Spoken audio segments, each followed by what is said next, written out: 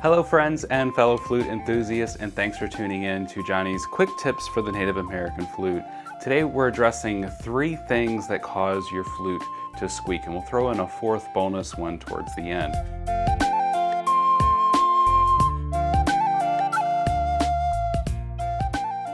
But if you've ever been playing your flute and you notice that all of a sudden it lets out this squeak, and most likely it's when you're playing all holes closed, or you're trying to close all of the holes and play that fundamental note on your flute. So I'm going to cover 3 things here that cause it and what you can do to help the flute not make that squeak.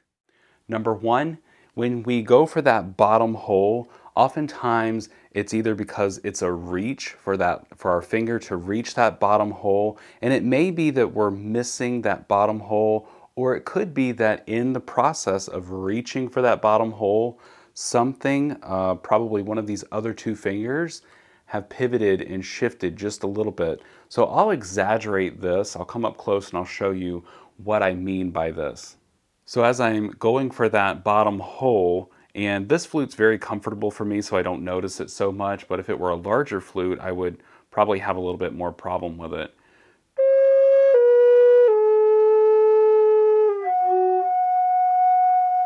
I have a crack right here in this hole because when I'm reaching for that bottom hole, I'm moving something here. Something that you can do to help that is play in front of a mirror or record yourself and keep an eye on your fingers, especially those if you feel that your bottom finger here is covering that hole and you feel like that's rock solid. Check on other things here because our wrist will be moving and our fingers too. So play in front of a mirror or record yourself and watch it on playback. The second thing is all about pressure and velocity. I was in a session last night with a student and he was getting this bottom note. It was jumping quite frequently, and it was all about his pressure. He was closing all the holes, that was fine. So the next thing that we moved to is, how fast are you blowing? Notice I didn't say how hard are you blowing, but how fast. And this has to do with the inside shape of our mouth. See, there's 2 mouth shapes when we play the native flute. There's oo and ah.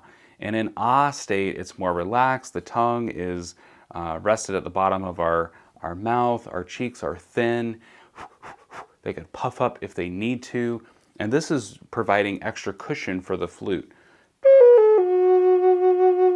And you'll notice when some people play, like their cheeks are wavering with that vibrato, their cheeks aren't doing the work, but they're just responding to what's happening.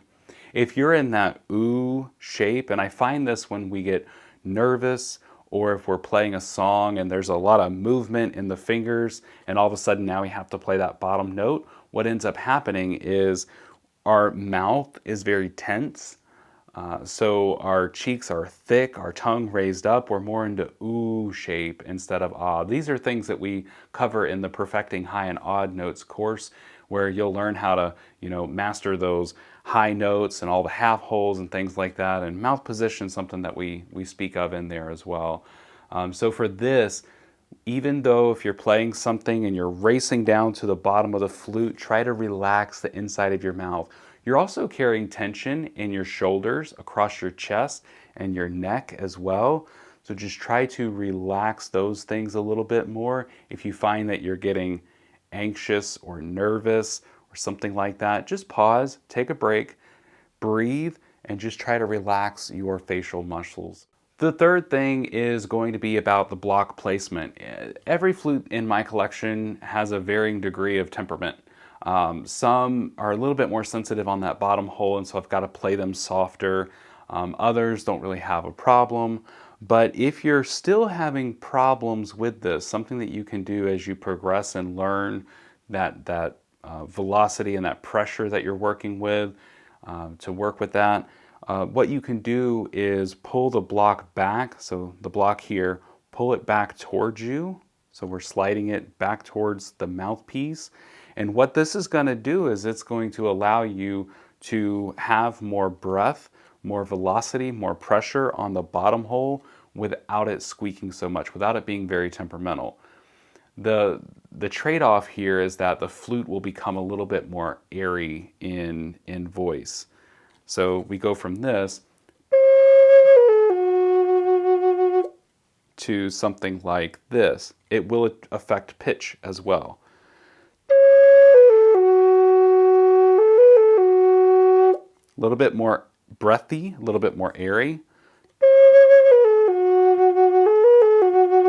And I'm also lacking a little bit of volume, but that's something that you can do to give yourself some cushion while you're learning.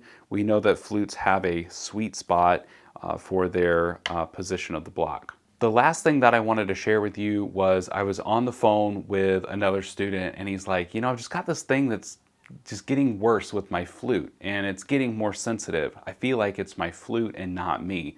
So that's the other thing to address. Is it you or is it the flute? And for him, we went through this whole conversation like, oh, check this, check that, how's this? And then I said, you know, why don't you get into a room, a bathroom or something, and tape up the holes on the flute and put a flashlight in the end and see if there's a crack. We're looking for a crack. First, you might be able to examine the flute on the outside just to see, but if you have a flashlight or something shining in, if there's any light coming through at all, and sure enough, he had a crack in the side of his flute. And I said, you know, for right now, put some tape over it and see if you're having the same problems. And he said it got better when he put the tape over it, and that's just a temporary, that is pretty much a Band-Aid. So contact the flute maker and see what you can do about getting it repaired. So that'll make a big difference. And that's something that we find more commonly with bamboo flutes are more susceptible to cracking. Our wood flutes do pretty good with good maintenance of them and caring for them. So just a couple of things to consider if your flute is squeaking, if you're running into that problem.